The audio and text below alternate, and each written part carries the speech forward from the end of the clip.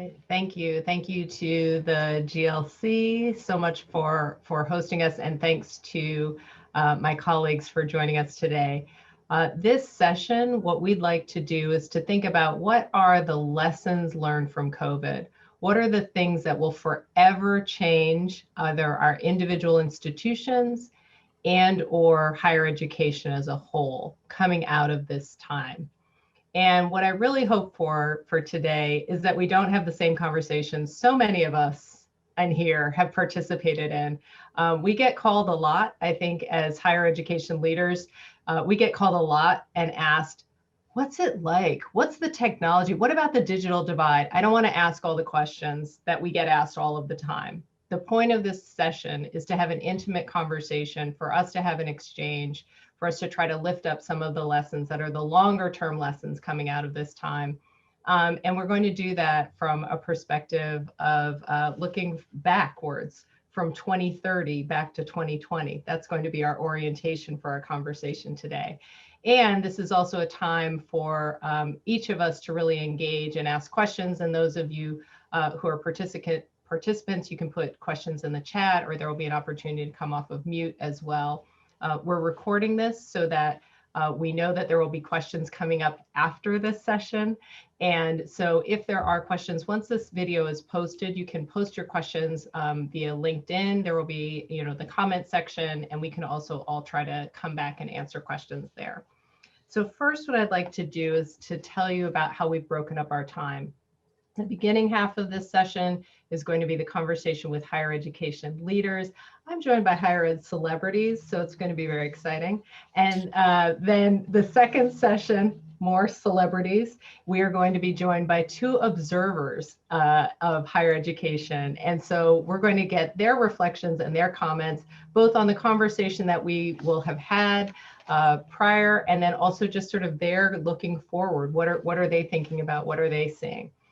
And so first I'm going to ask each of my colleagues to introduce themselves, and I'm going to ask them to share with you their name, their role, their institution, and the location of their institution. And if there's another sentence or two they'd like to share about their institution, please do that. So I'm going to start with Denise.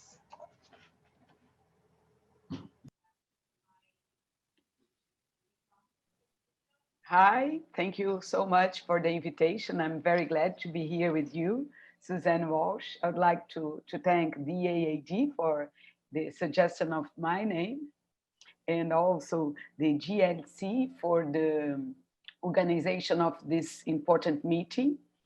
I am Denise Carvalho, the Rector of the Federal University of Rio de Janeiro. I am in this place, I am the Rector for 15 months. So you can imagine that after some months, the pandemic started, and we were starting our administration of the biggest university in Brazil, the biggest federal university in Brazil. At this moment, I can tell you that we have more than 170 undergraduate courses, more than 200 postgraduate or graduate courses. We have around 55 undergraduate students, 55,000 undergraduate students, 15,000 graduate students, and all these students, almost all of them, were not habituated to the virtual teaching, to the virtual learning, neither the students nor the teachers. So the challenges are very big. We now have 200,000 disciplines occurring virtually in our campus. So it was a big change for us, as we were mainly in person in our campus. But we are optimistic, and I think I can talk a little more about this later on. Thank you very much. Thank you. Thank you. So you are 100% virtual right now, or do you have some students No, we are all virtual. Okay. Because as you may know, Brazil has not stopped the first wave, and we are starting an epidemic wave now. So it's impossible for us for our students to go back to the campus. So only our hospitals are functioning at this moment, and also the administrative part of the university, but only essential administration. Okay, thank you. Laurie, so your name, your role, your institution, how long you've been in the role, and then how are you operating this semester?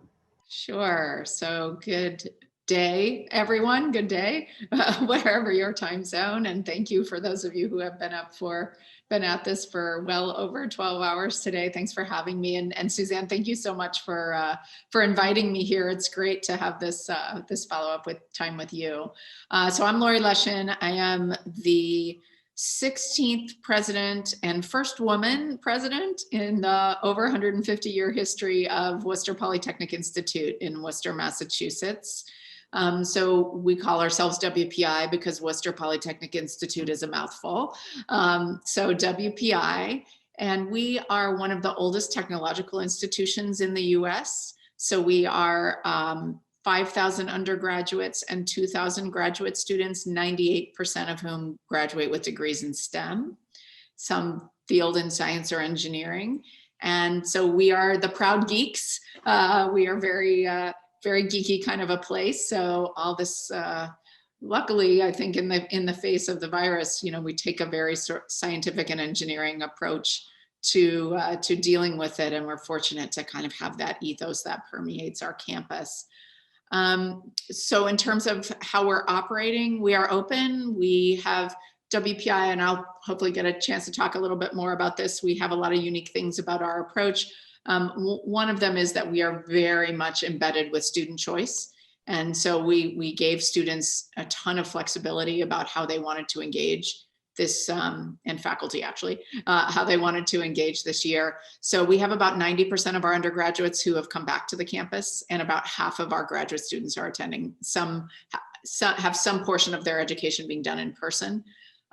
Most of our graduate courses are being offered online, but we have a lot of graduate research that's still going on. And then for our undergraduate courses, some are being offered fully remotely, some labs are being offered fully in person, and then there's a whole bunch in the middle that are a lot of different flavors of hybrid. So some with at least some in-person component to them. So we've been running since mid-August and have been doing well, I would say, sort of up until this week when the outside surge is really coming inside, and but we're still going, and got a few weeks left, and we're hoping to manage our way through to the end. And the students have been amazing with their compliance with all kinds of health and safety protocols. And just for reference, we're doing regular asymptomatic testing of the entire campus. Everyone who's on campus is tested at least once a week. Many, if not most, are tested twice a week. So we're doing 7,500 tests a week at WPI right now. And thankful for being able to do that. How long have you been in your role, Laurie? Sorry. This is my 7th year as president of WPI. Great. Thank goodness. I feel for those of you who are newer in your roles. I cannot imagine being a new president right now. I have a couple colleagues here locally who are, and they're doing great, but oh my goodness, I feel for you. Paul. Hi, I'm Paula Blanc. I'm the president of Southern New Hampshire University. So like Worcester Polytechnical Institution, that's a mouthful. So we say SNHU or SNU even. So it's a funny, Suzanne, you asked, where are we located? That's a harder question for me to answer. So yeah, technically we're in Manchester, New Hampshire, and we have a campus there of about 4,000 students, and we did not bring people back. So we've been fully remote since we sent everybody home back in March.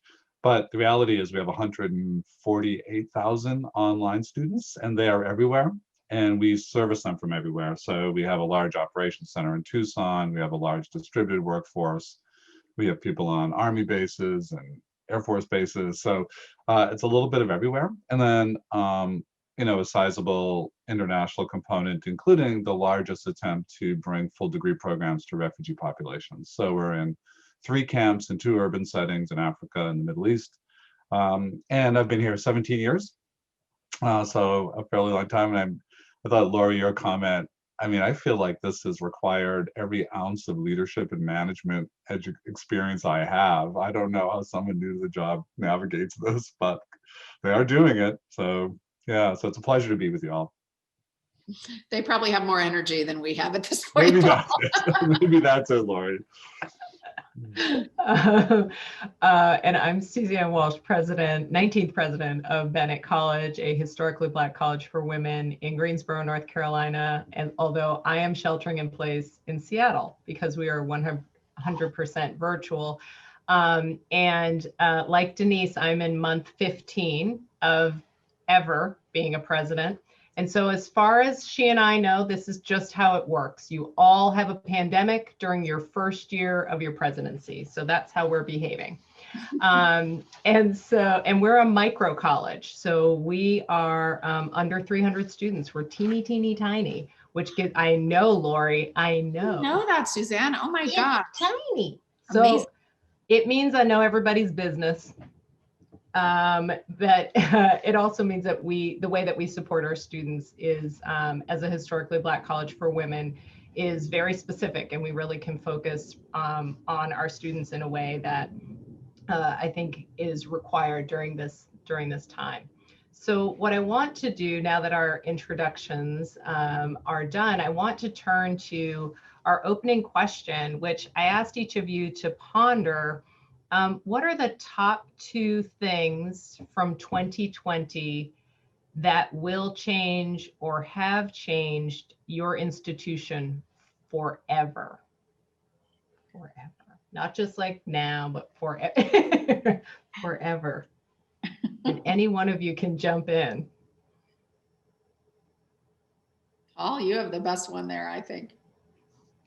Well, I don't know about that. I mean, I think one of the things that I've been thinking a lot about what will we stop talking about? What questions will we stop asking after this? And I think the question of online versus face-to-face is a question that goes away. I'm old enough to remember when word processing came about and people would say, are you going to write that or are you going to word process it? And it seems like such a silly thing. Like no one says, are you going to type that on your computer? Or are you going to use a pen and paper? We just no, we just do whatever is most useful at the moment. Sometimes I do write, but sometimes I type.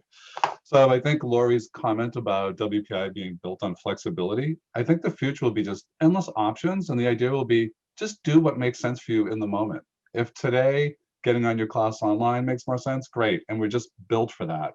So I think that's a big one. And then I've been preoccupied, and I've been writing about this a little bit before the pandemic, but more so now, with this revelation of the degree to which time and place, rigidity of time and place especially, is the enemy of the disadvantaged. Like everything takes longer if you're poor, right? I mean, I know this is common sense, but if you don't have a washer or dryer, it takes longer to get clean clothes. If you don't have a car, it takes longer to fill your refrigerator. If your education is tied to a specific time and place, it's really hard. Like you have less ability to go with the sort of, all the pressures, especially when a pandemic hits, and continue your education. So again, flexibility around time and place, but especially decoupling from time. And we've done some work, as you guys know, around this with CBE programs. But I'll just stop right here. But I've been struck by the student who always stayed with me. She's a single mom from the poorest part of Boston with a 10-year-old daughter and not a lot of social capital or financial capital. And if you looked at her transcript, she looked like somebody who probably shouldn't have been in college because it was 2 community colleges, both fine community colleges, full of W's and F's. And when I asked her about it, she said every time her little girl got sick, she had chronic respiratory illness, she would miss class for 7 to 10 days, fall behind, miss exams, right, and use up her federal financial aid. When we put her in a non-time-based program, she raced to her bachelor's degree. She was actually brilliant. She just needed an educational model that could fit her as opposed to trying to fit her life into an institutional model. So this is something we'll spend a lot of time thinking about. Well, I want to come back just because, again, we have this international audience that will watch the video afterwards. I want to come back to just the acronym of CBE. And so can you share Yeah. what that is and just say maybe a little bit more about that. Sure. In 2014, we launched a competency-based degree, a competency-based education, CBE program. It was the first of its kind approved by the US Department of Education. It was not tied to courses or credit hours. So students progress through the program by demonstrating mastery of competencies that are mapped to their disciplines. So it's not that you don't know any less, it just means that achievement is shown through mastery of what you can do with what you know. And I think, again, I keep saying to Laurie, but I think WPI is such an inspiration because Laurie's institution, I think it's kind of built on so much of this.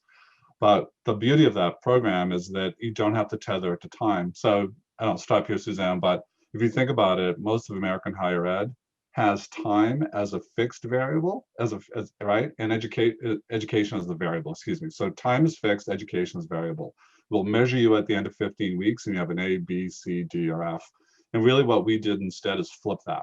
So time becomes variable. You can go as fast or as slow as you want. We don't care. But what's non-negotiable is that you have to demonstrate mastery of those competencies. I think it's actually the most fundamental breakthrough if we can figure out as an industry how to make that real for everyone.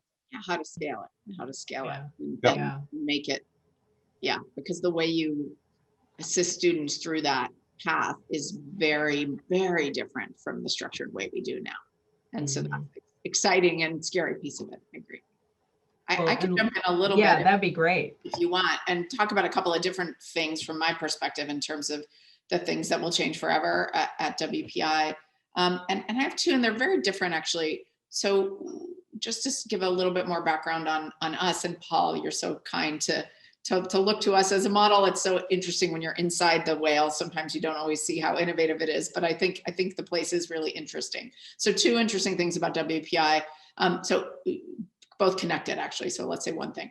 50 years ago, our faculty threw out the entire curriculum and replaced it with curriculum that was very much centered around experiential project-based learning for our students. Not the whole curriculum, but they changed the curriculum to enable students to have dedicated time to do real-world hands-on projects. So they went from semesters, so we don't have semesters, we have 7-week terms that go very fast, very intense, but so occasionally during their education, students can do a fully immersive project within the year without giving up a whole semester, right? So again, that time flexibility comes in. The other thing they did was they got rid of failing grades to encourage students to take chances. So you can get an A, B, or C in a course here, but if you were to get a D or an F, it just shows up as a no record, an R, it literally doesn't show up on your transcript. So again, encouraging students, and we got rid of prerequisites. So students, if you think you can do that next hardest class without doing the one before, go for it. And if you flunk, oh well, you learned something and you'll come back the next time, right? So it still doesn't quite get to the issue of getting to mastery, right? We still are working within the rigid structures, but it's there. So anyway, that whole thing was in place. And the way that's evolved over the past 50 years is that one, almost all of our courses are now project-based because of the amazing things we saw were happening to students during that dedicated project time. So the whole curriculum now is really about group work, hands-on projects, real-world things. But those dedicated project experiences have become international since 50 years ago when this started. So now our students travel all over the world with faculty in groups, interdisciplinary groups, embedded in communities in 31 countries on 6 continents, working with local organizations on problems at the intersection of technology and society. It's super inspiring, and it is the sort of signature experience of a WPI education, of which we cannot do right now. We can't send them. We haven't sent them since last March. We had to pull the plug. We were one of the first universities to do so because we knew we had 300 students about to travel to 6 countries to complete their projects. So the fascinating thing to me, and the thing that I think will never flip totally back to the fully embedded projects, some people will do them that way, but seeing what we've seen by students completing projects remotely with remote sponsors, so they're still working in country, they're just not physically there. And what we're seeing there is the ability of us to work in parts of countries that we were not previously able to work in because we couldn't go there. We're seeing our partners bringing many more people to the table. And having a much more engaging kind of conversation with our students there. So I think thinking about experiential learning that is platform independent almost is going to be a real change that comes forward. That's one. I won't say as much about the second one, but maybe we can come back to it. I think the other thing that this has laid bare, it has certainly laid bare inequities in student experience. It's also laying bare inequities amongst our faculty. And seeing, we are a research active institution and our research programs are growing incredibly since I've come to WPI. Our women faculty are being way set back at this moment. And the idea that somehow the institution doesn't understand that and figure out how to provide support mechanisms there, I think that's got to change. And I don't think we're going to go back to the old way of thinking about that. Although that's hard because it really does get at reward systems and other kinds of infrastructure at the institution. But I see that one coming too. Well, I do agree that flexibility is a very important word for the future, but I would also think about another important word that is integration. We are here in Rio, in our university, we started working integrated in networks between different areas of knowledge that before they did not talk to each other, like engineering and medicine. Now they are working together to solve a real problem, and it's working very, very much. It's we had the opportunity to show to society that we can give quick responses to these big problems. And when we integrate these different areas of knowledge, the responses are even quicker. So I think that flexibility and integration and working in network like a system, it will be very important for the future. And also the integration all over the world, because nowadays we started teaching in English, what we did not do before that. So we can do this, and we can have students from other countries in our course. But only in Brazil, I can tell you that nowadays we have students from other regions of Brazil, because Brazil is a very big country. And it was very, very difficult to have students in our graduate courses from other regions of the country. And we have now several students from the North region, from the South region that are studying, that are doing courses in the Federal University of Rio de Janeiro. So this kind of integration will be very important for our country, because we have research universities all over the country, but our university was the first one, is one of the biggest ones, and having classes with scientists is something that they could never imagine. They could do so when they had to travel for hours in a plane to arrive in Rio or in São Paulo. And nowadays they can attend classes with the biggest scientists of the world, because we have people that produce knowledge that's very important for. And COVID-19 has done this. We have to change our minds, and I'm sure that we are not going back again. We are not going to have only this old-fashioned kind of teaching. You know, I already call it old-fashioned. that is in-person, only in-person activities. So we have several problems, because we are a university with a huge health service. We have 9 hospitals, several courses in the health area. Imagine, we cannot have a doctor, a physician, or a pharmacist that they cannot be taught virtually. the practice is very important. So this is a challenge for the administration. When are they coming back to our institutions? And nowadays, only the students that are in the last part of the course, they can go to our hospitals, but not the students that are arriving in the respective courses. So this is a challenge because it's impossible to teach these professions without the practical part that is in-person teaching. But I'm sure that the majority of the students in the different areas of knowledge, they will be able to decide what will be better for them to continue their respective courses. We have several social problems in Brazil, and I hope that the possibility of virtual learning or the remote teaching will be very good for a part of these students that have lots of difficulties in arriving in the campus, and because they have to pay for transportation and it's very expensive for them. So stay at home and be able to continue their courses. It will be really very important. So we have some challenges, but we have also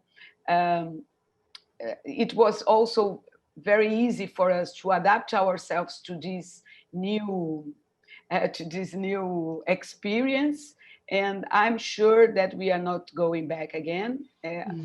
We started an emergency remote teaching that is now passing through a period of evaluation, and I can tell you that the students, the majority, and the teaching, they liked it a lot. So it's going to go, it's going to be permanent. I'm sure it's not going to leave us. Thank you.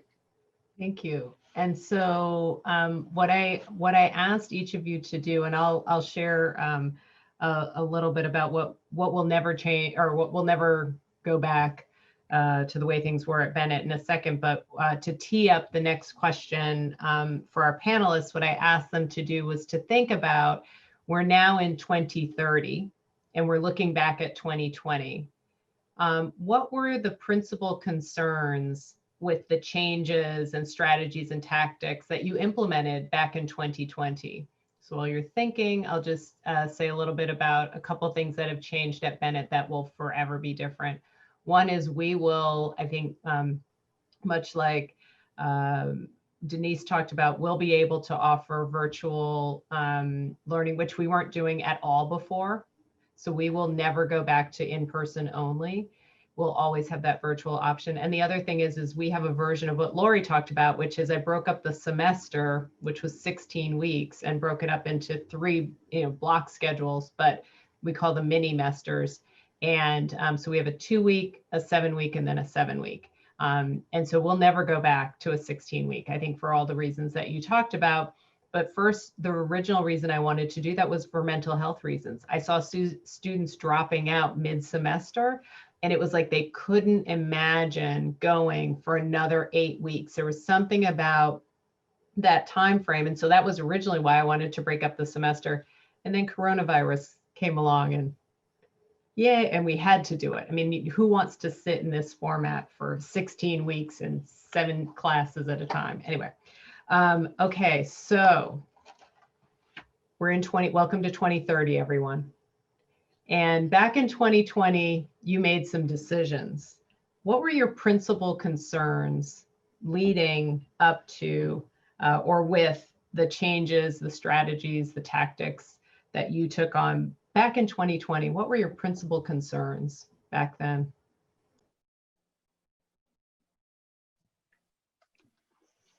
I'm happy to jump in with at least one piece for us. It's actually less about programming and granularity of credentials and a lot of the hot topics. We've actually spent an enormous amount of time talking about how to reinvent leadership and the way we do our work as an organization and a culture. Because I think, I'm going to borrow a military term for a moment, in a VUCA world, which is, as you know, volatile, uncertain, complex, and ambiguous, things happen at a very high rate of speed, and they sometimes come from nowhere, like, oh, a pandemic. So, well, I would argue that our industry, generally, there might be some exceptions, hierarchical, territorial, siloed, largely top down despite shared governance. And in fact, that kind of hierarchy and siloing kind of creates a rigidity. In a VUCA world, rigid is fragile, rigid is risky. You break, it's brittle.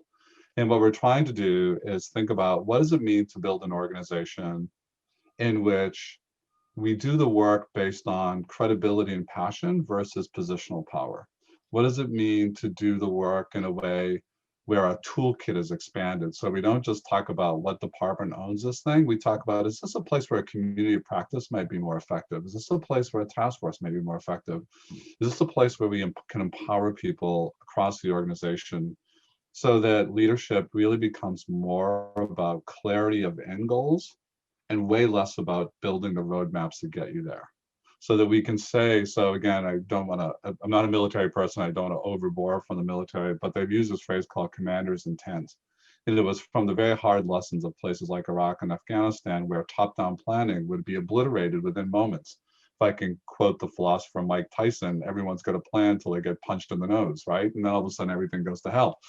So in our world, we're trying to think about, and I'll give you one example and I'll stop. We announced after the murder of George Floyd, we announced a $5 million social justice fund. In our old practice, I would have brought together our chief DEI officer and other people at the leadership level to say, and outside expertise, how should we spend this? And then we would have announced that and everyone would have felt good. What we did instead, as we try these new muscle movements, to say, let's convene 3 communities of practice. Let's ask people to say, if you have an interest and a passion for this work, put your hand up. And then let's only choose our 20 sort of spots, or some research that suggests any bigger than that gets unwieldy. And we only chose people from credibility. Everyone looked at them and said, yep, like Suzanne, like I trust her, like I go to her when I want to think about this. And passion, like I want to be in this room right now. And it didn't matter where you sat in the organization. And they're going to tell us how to spend $5 million. And I actually asked our chief diversity officer not to sit in on them. So we have someone not by position in each group who's facilitating, and we trained them, we gave them tools for this. And it's messy and slow in the beginning, but wow, is it powerful. And now the organization owns that fund and the work that's coming out of it in a way that would never have been true if I had sent out a memo saying, I'm happy to announce. So it's a different way of working. And our hope is that it makes us far more flexible and agile and responsive when both threats and opportunities arise. I love that. I just want to jump in just to connect what you've been doing and what we've been thinking about. So the way one of our faculty describes my arrival at Bennett is, she says, they call me Prez. Prez came down here hollering about VUCA, because I was talking about it's a volatile, uncertain, complex, and ambiguous world. And that's the environment that Bennett operates in as well. And then when the pandemic hit, of course, faculty and staff were yelling at me from across campus, Prez, VUCA, right? Because they had seen it.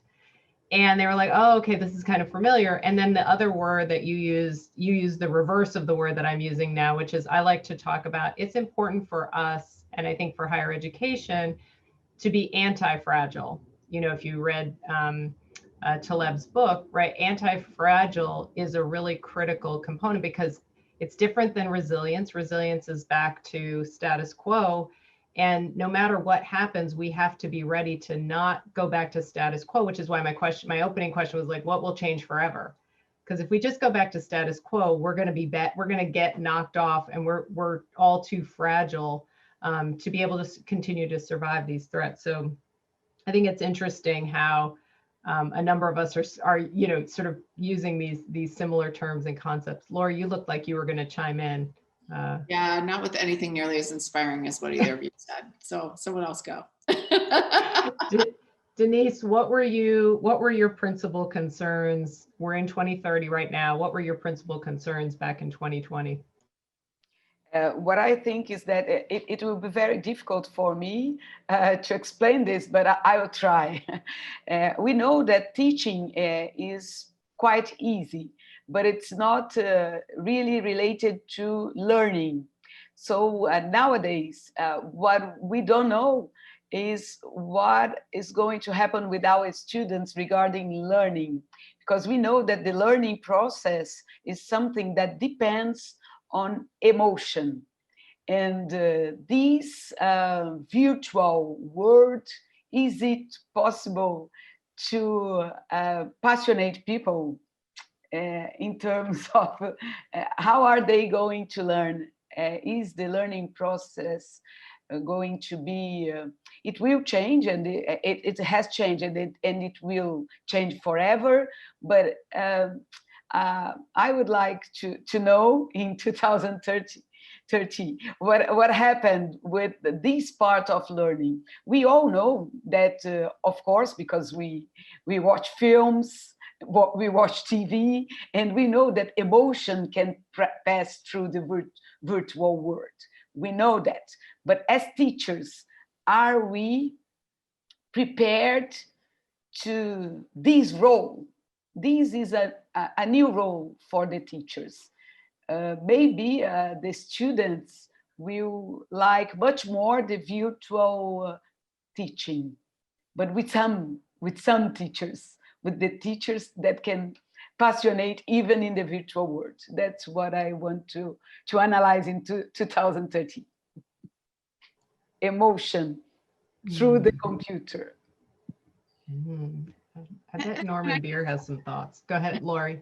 And I guess I would just say, one of the things I'm thinking about, not so much at WPI, I mean, I can talk a lot about sort of my concerns locally, and again, they mostly have to do with the mental health of students and faculty in this moment, sort of the fragility, if you will, of that, of folks, and the intensity of this moment for everyone, because it, is absolutely true that doing the work in the way it's being done right now is a huge extra burden on almost everybody. And we've trained them up, and we've really, helped and provide incredible support in both technology and other ways, but we've got to figure out a way to have this, the intensity of the moment. So that was definitely one of my big worries. But overall, I think as we think about this shift that we're talking about, in our hearts, it's about addressing inequities, but I also think it has the potential, done poorly, to perpetuate them. And so this is something I'm thinking about a lot right now, which is it would be, there are still going to be a set of, a portion of the college going population. And now I'm thinking a bit more about the traditional college age student, which does tend to be the students we serve, who want that residential experience. I think, it could go both ways, right? Yes, online has brought us some really great stuff. This virtual world has enabled a bunch of great stuff. Oh, there are going to be a set of students who are going to associate online learning with a pandemic forever and aren't going to want to do it. And so do we have the potential of sort of further stratifying educational opportunity as we do this? And so that, to me, is a concern that I'm kind of carrying as from 2020 me is carrying. I think one of the things, Laurie, to your point, that has happened, I think we've sort of had a sudden realization that, if I can channel Clay Christensen and his jobs to be done language, residential campuses actually have two jobs, not one, but we make students pay for one.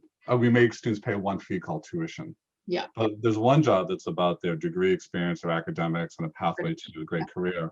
But there's this whole coming of age experience. And part of what we saw is that they value this, I think, in a way that's not aligned with how we charge.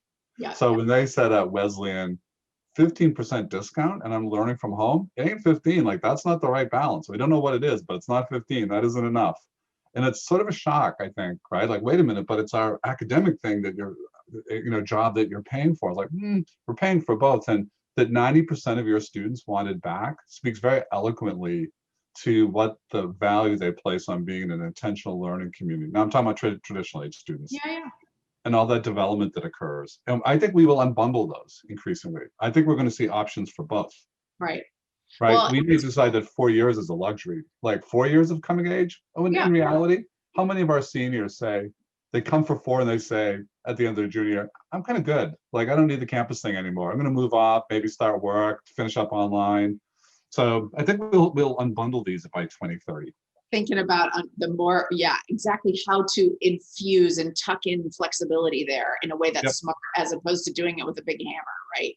I think that's the interesting subtle opportunity here. And I do agree. But I'll tell you the reason, and I don't know if it's cause or effect. When we talk now about the value of higher education, we don't talk about that other one. We only talk about how much is your starting salary, right? And so that perpetuates this idea that it's the credential itself that is the thing that holds value only. And so we've got to sort of reframe our whole value discussion around higher ed, I think. Hey, Suzanne, do you mind if I jump in here? I'm not on the panel, but I've thought on that. I mean, I've lost control. I mean, it seems right to me. Sure.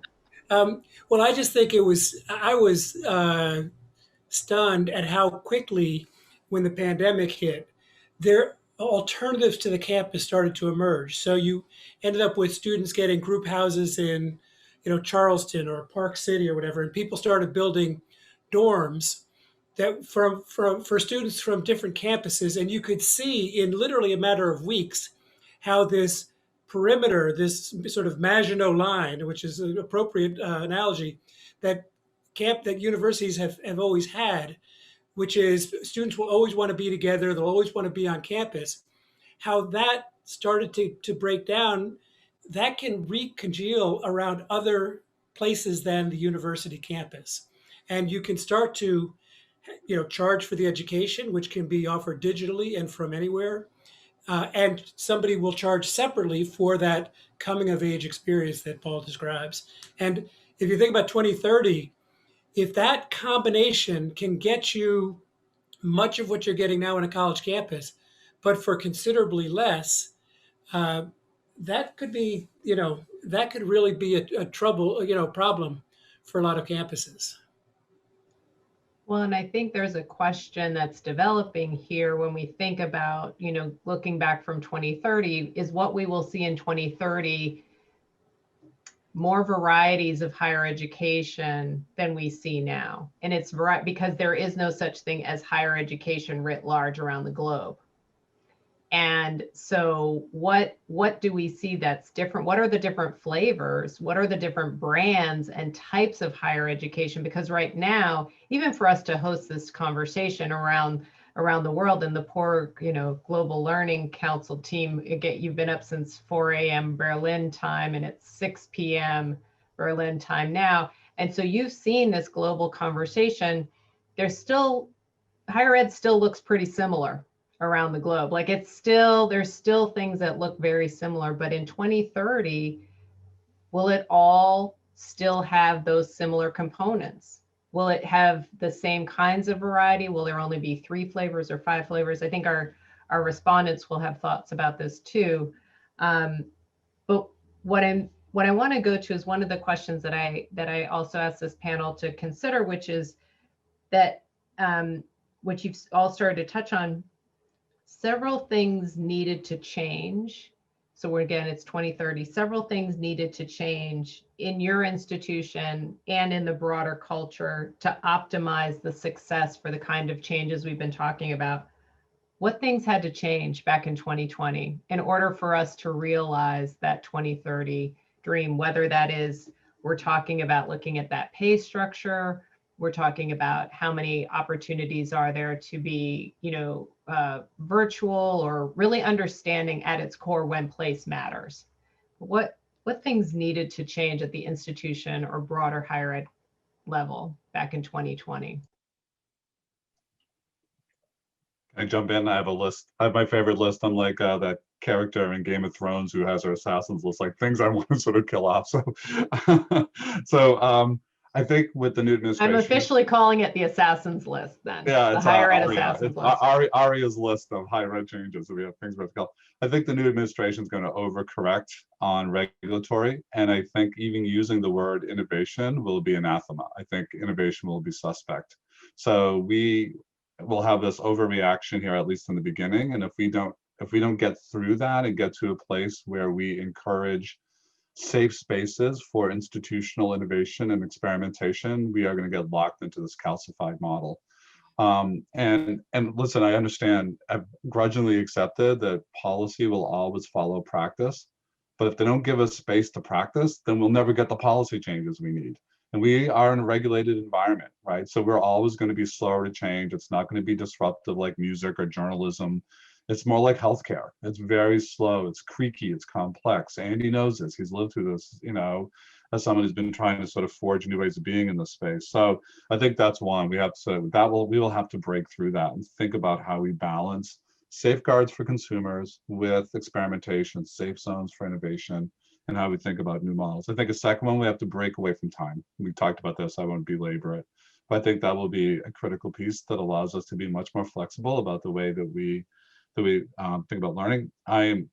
This is like a little bit like a man with a hammer thinks the world's a nail, but competencies, I think, you know, a much better measure of learning, and it's not just vocational. Competencies can be used for philosophy. Competencies can be used for history majors. And I think if we have that, it gives us a lingua franca, or a better term perhaps, it gives us an exchange rate we can then use for all the ways that learning happens. Because it doesn't matter to us as much about how learning happens. It only matters that you can demonstrate that you master those competencies. And that would allow us to expand our sense of where learning happens. Military, in the workplace, as a parent, like a million different ways that learning happens. And often most effectively outside the classroom. These would all be really breakthroughs. And if we can get those through, we change higher education for 2030. That's a big F, isn't it? Yeah, oh well, yeah, it's huge, but we have an invitation to imagine, Suzanne. Other than that, it's easy.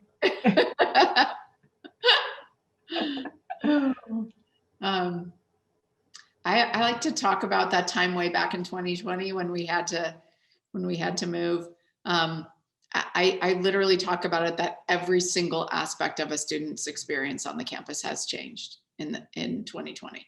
Every single piece, how they go and get food, how they live in their you know, residence halls or off campus, how they interact with their faculty members and their project teams and their sports teams and their clubs and their, you know, every single thing has changed. And so when we say what needs to change, boy, the question is what needs to not change back, and how do we sort of hold, because I think the tendency is going to be for people to just be like, oh, thank God it's over and let's go back, you know? And so we're trying to have conversations to get really granular about what are some of those things that we want to, that are positive learning. The thing I would say is the unleashing the innovation almost at the class level, at the faculty member level in the classroom at this time. We're spending a lot of energy celebrating the innovation of individual faculty members through how they're managing in this moment, whether that's, you know, a history and literature faculty member being able to bring in, Zoom in amazing authors that she would never have been able to have in person, right? Or whether that's someone inventing a way that he can be writing on a chalkboard that's a piece of glass on Zoom, but while still his students can still see him. We've had people making incredible inventions around how to leverage the technology, and how do we kind of keep that spirit of invention and adaptation and innovation moving forward at the, and sort of encourage it and seed it at the faculty level. I think that is really exciting, because all of a sudden we have a bunch of people that went from, Paul, no offense, online sucks and we shouldn't do it, to oh, okay, I see how I can help students succeed on this platform, and I'm going to create some stuff to help me do that. I think that's really exciting. Denise, what about well, our challenges are more related to infrastructure, because you can imagine that our classrooms are not prepared to the virtual space.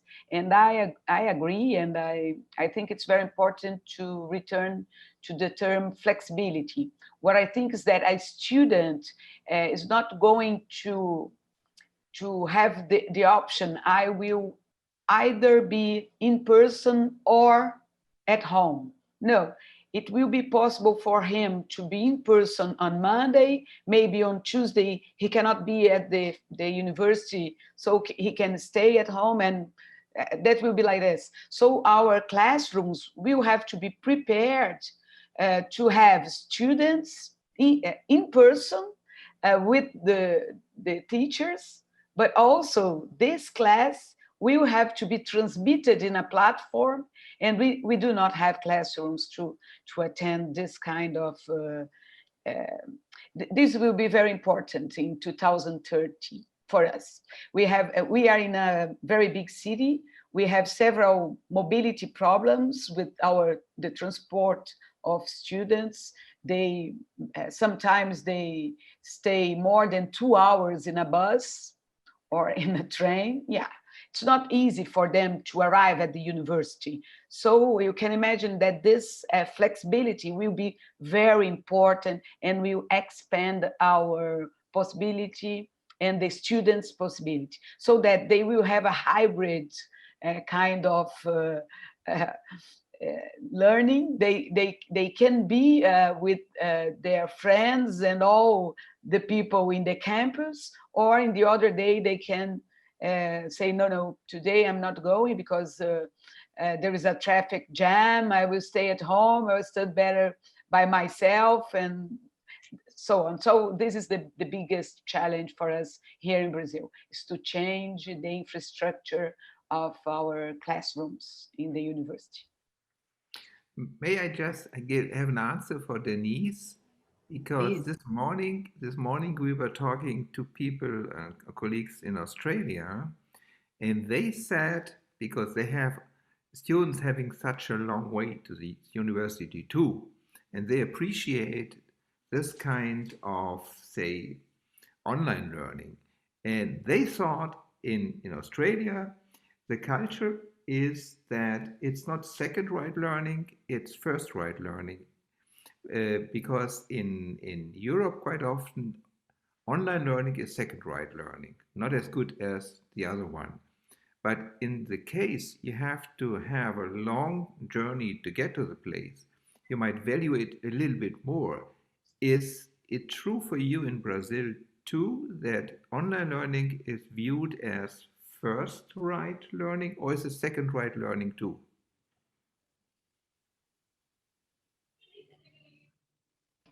What do you call first line learning or second line learning? Ooh, oh, I can't hear you. Sorry. You're on mute. It's, yes. The online, on-campus learning is viewed as better, as more important, as good. And online learning is just a substitute, nothing else. What I think is that it's not going to substitute. It's going to be a complement. Mm-hmm. It can, and they value can, is the same? yeah. I think that they can be complementary. That's what I think in 2030. Okay. I think that and I want to pause for more discussion and questions from the rest of the group. But one of the things that I think is important about this discussion is that the conversation about technology was last. And I did that deliberately because I feel like all of the conversations about coronavirus have started with, what are you using for technology? What do you need? Well, quite frankly, I think for all of us who are leaders, tech is kind of that's the last piece of the equation. And especially in 2030, technology is just part of a discussion, but it's not the lead. You don't ask first what technology or what platform, or you first ask, I think, as Denise started to provoke us to ask, what are we trying to learn? Or, the same thing is true about the competency-based education and project-based learning. All of these things, like the reason that this to me was the right group to bring together is because 2030 is in fact about learning. 2030, the focus is on learning, and how do we achieve that learning is a question. And one of the things that I've said, we had one faculty member who were when we went remote in March, again, we had never been virtual before, she said that her remote action plan was going to be using email and Word. And you just think, oh, Lord, come on. But when she wrote her justification, she said, I know my students, again, we're micro college.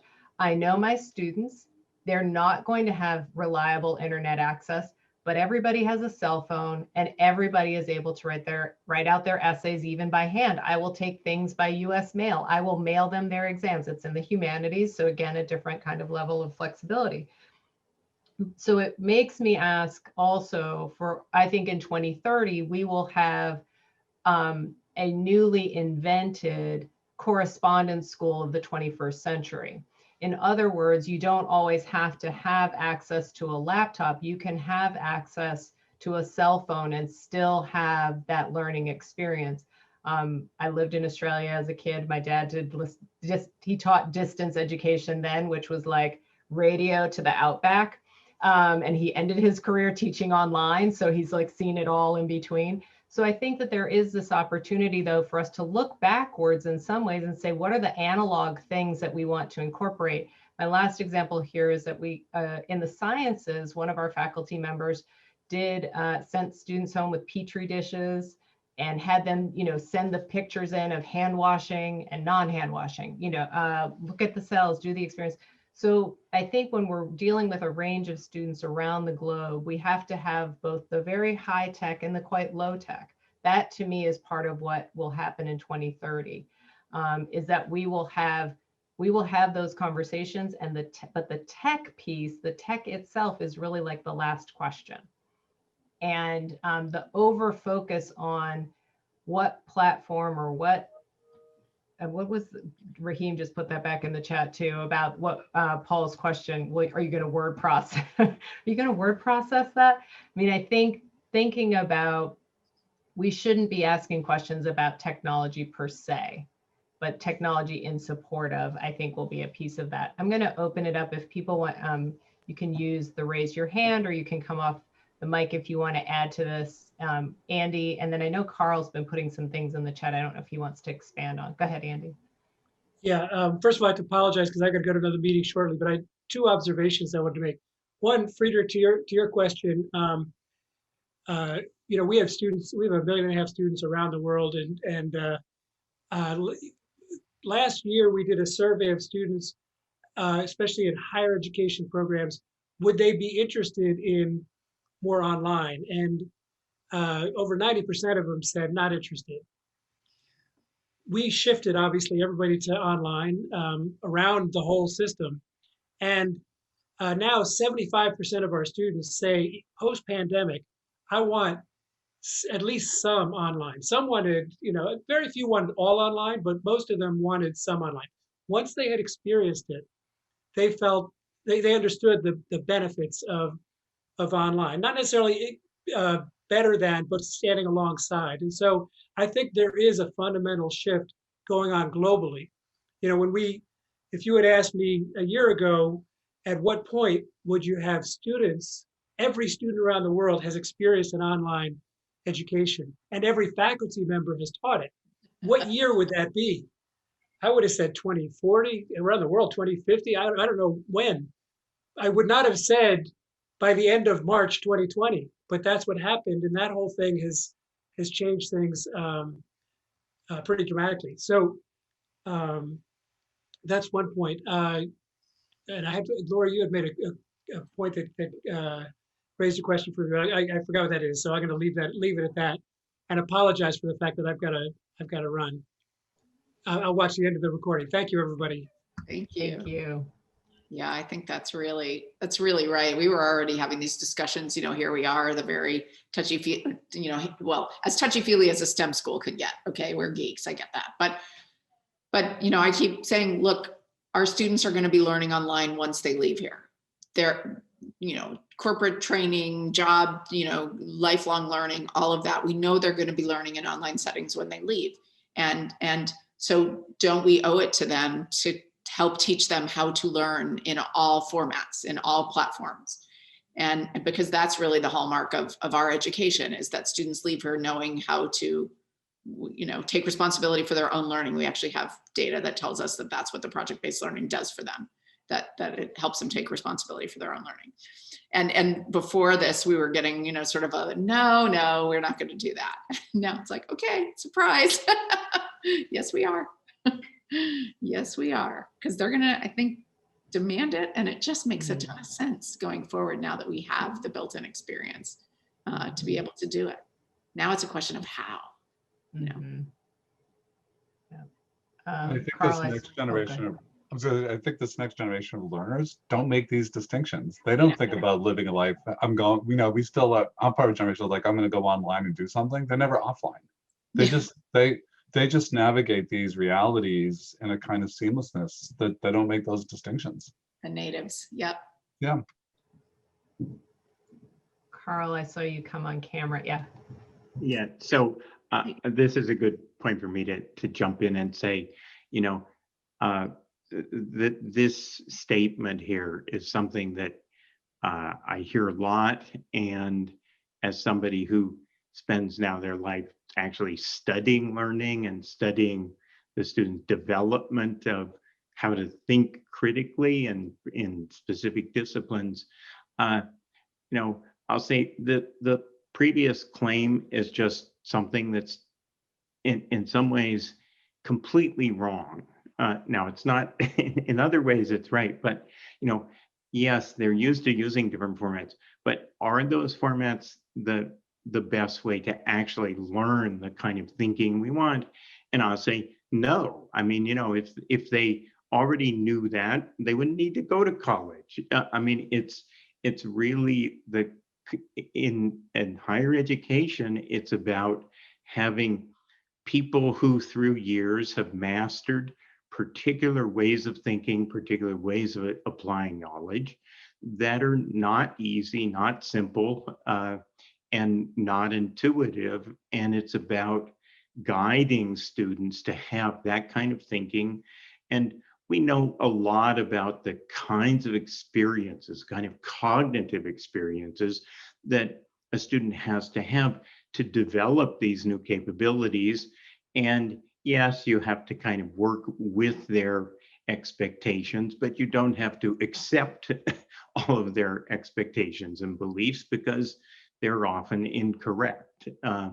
And getting to the whole ideas of what kind of technology, I mean, this is really building on, I think, things Laurie and Suzanne were saying, but in the future, it really isn't about the technology at all. I mean, in-person teaching, online teaching, both of those can be done in ways that are pretty clearly can be effective. Both of them are usually done in ways that our research would say are quite ineffective. And so you really have to start thinking about what are the effective practices? What do you have to have go on in the student's brain to learn? And now let's optimize the format, the technology, et cetera, to achieve those. But until you start thinking about the specifics of that, it doesn't really make sense to even talk about the technology from my perspective. Right. High impact educational practices should be platform independent. That's Yeah. right.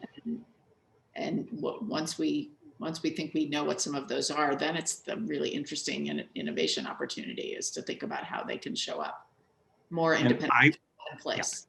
I would claim we already know much more about those than are being put in place. And it's been very frustrating to me watching all these universities switch to COVID but just throwing it out to faculty as, okay, you know, do what you want, do what you're comfortable with, as opposed to saying, look, you know, certain things you're going to have inclined to expecting people to watch a video on a computer when there's 7 other things going on that screen and learn anything from it is just completely ludicrous.